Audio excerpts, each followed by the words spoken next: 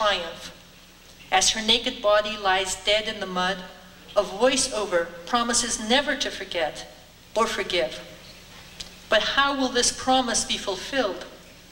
Are spectators moved by her death-defying assertions, or by the pornographic frenzy of the lover's search for intensity? Is torture just another love story? Are forgetting and silence our only defense against further violence? The political critique of the play was complicated because the performance replicated and affirmed the fascination with eroticized violence. The female body was sexually exposed and violently obliterated, even as the play denounced Argentina's torturers and the imminent indulto.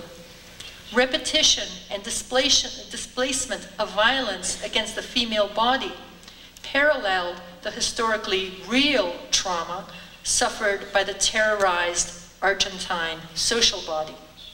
Intensely beautiful, set to the tango, this production presented the woman as a metaphor for the beleaguered Argentina. Susana Evans's beautiful naked body provided the visual pleasure for the paying customers. Her death was somehow coherent, necessary, and yes, aesthetically pleasurable and morally redemptive. So what was the play about? I asked myself.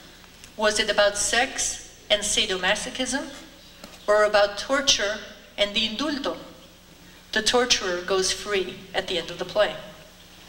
Was this merely one more macho fantasy of sexual power projected yet again on a social female body, or a politically committed attempt to demythify violence in Argentina's dirty war?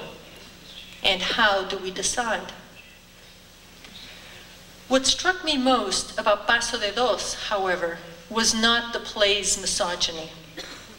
Rather, it was my realization that this progressive play depicted the construction of national identity as predicated on female destruction, just as the military had done. The image of the brutalized woman as patria was even more revealing than Pavlovsky might have imagined. Patria means motherland in Spanish, not fatherland, as it is often translated. And it literally means belonging to the father. Thus, there is no woman behind the image of patria, except for the phantasmagoric projection of woman created by and through patriarchy. Patria, then, is created in patriarchy's self-image. That is, patriarchy in drag. So too, in the play, the feminine was split into two images. The one that embodied the patria was the lofty, disembodied voice coming from the sidelines. That is, the one that did not exist as corporeal materiality. The real body, naked, violated, and murdered in the drama, was dispensable. She's the one we didn't have to look at, right? The president of the first military junta, Jorge Rafael Videla, had stated that he would turn the patria inside out to pursue the subversives hidden in her bloody entrails.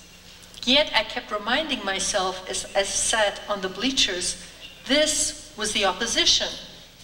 But it became painfully evident to me that Pavlovsky's critique of the military was not antithetical to the work's misogyny. The misogyny, rather, was a fundamental bridge or slash connecting the military, anti-military discourse. In the struggle for national identity, both groups of males were fighting to define and occupy the masculine position while emasculating, feminizing, and marginalizing the other. Even if the play were intended as a critique of the macho military male by a leftist male intellectual, it still needed the woman's naked body to express its objections and redeem its audience. But how to explain the audience's desire to participate in a painful experience by watching this particular play? What did it say about memory?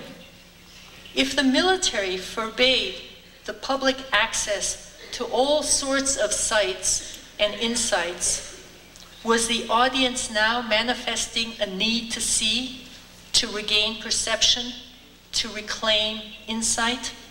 After the many years of censorship, misrepresentation, and prohibition, there was a hunger to see, to know. Obscenity, etymologically a term for that which takes place off stage, off scene, after all, is the product of prohibition. Did the performance offer insight? Or was the play participating in the blinding of the population that the military promoted, what I call percepticide, by making what was so obviously visible, the woman's humiliation and destruction, seemingly invisible to the audience and resistant to critique? Just as the disappeared were dragged away in full view of family, neighbors, and other observers, violence against women disappears and reappears as pure metaphor. The brutality and misogyny of the performance made me feel contaminated. Was that perhaps the point of the production? In the dirty war, everyone somehow felt contaminated. Those who looked away. Maybe this production staged more than the violence. Maybe it intended to snare spectators, as it had snared me, into the drama of percepticide. Are we at risk if we see? Are we at risk if we don't? And then the next part of the paper, I was going to show you a slide, but I'll describe it for you because it was too complicated to show today. There's some photographs taken from the dirty war, but one that got me thinking about percepticide, about this inability to see because we can't afford to see. Huh? I'll tell you the slide. I'll perform the slide. On the street outside of a cafe, the military police have rifles pointed at a young man, a student, who is crouching down, in fear for his life. They're about to drag him away. And inside the cafe, you can see through the mirror, through the window, inside the cafe, there's this table. And there's a woman sitting at that table. And she has her head in her hands, like that. She couldn't look. She just couldn't look. So what I wanted to argue was that this photograph captures the self-blinding in the face of atrocity, so that the invisible is not what is hidden, but what is denied, that which we are not allowed to see. The